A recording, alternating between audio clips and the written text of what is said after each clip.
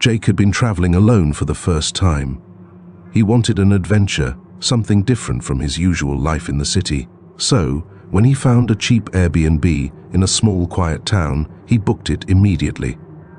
The host, Mr. Caldwell, had great reviews, and the pictures of the house looked nice. It was an old wooden cottage surrounded by tall trees, with a peaceful river flowing nearby. Perfect. Jake arrived late in the evening, just as the sun was setting.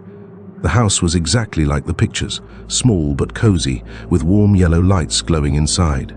Mr. Caldwell greeted him at the door, a thin old man with sharp blue eyes and a slow, careful way of speaking. "Welcome, son. Make yourself at home," Mr. Caldwell said, handing Jake the keys. "One rule, don't go outside after midnight, and if you hear knocking, don't answer." Jake laughed. "Why not?" Mr. Caldwell's face remained serious. "Just don't." With that, the old man left, and Jake shrugged. He wasn't scared of old superstitions. He unpacked his bags and sat by the fireplace, scrolling through his phone. An hour later, a message popped up from the Airbnb app. It was from Mr. Caldwell. "Don't go outside after midnight."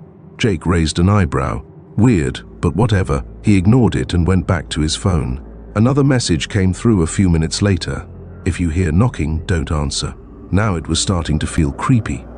Why was Mr. Caldwell repeating himself?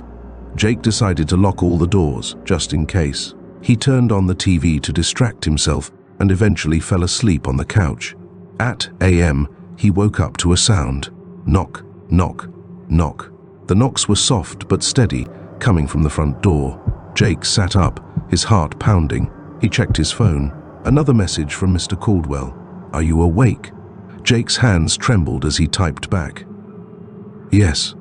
Someone's knocking." Almost instantly, another message arrived.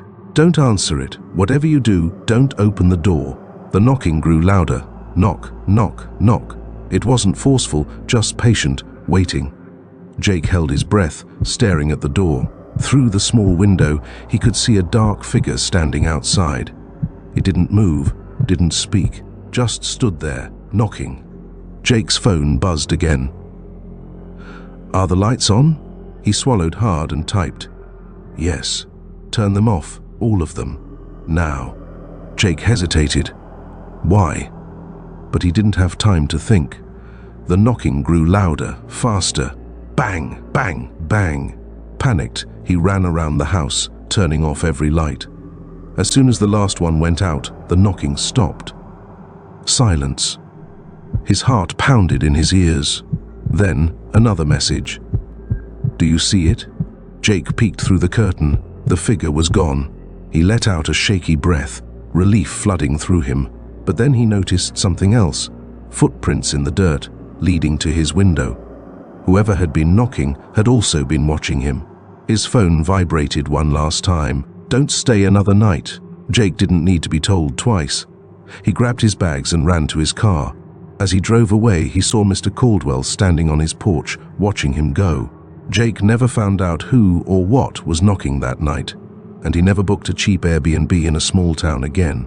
If you enjoyed the video, please give it a like, leave a comment, and don't forget to subscribe to the channel. Also, hit the bell icon so you never miss an update.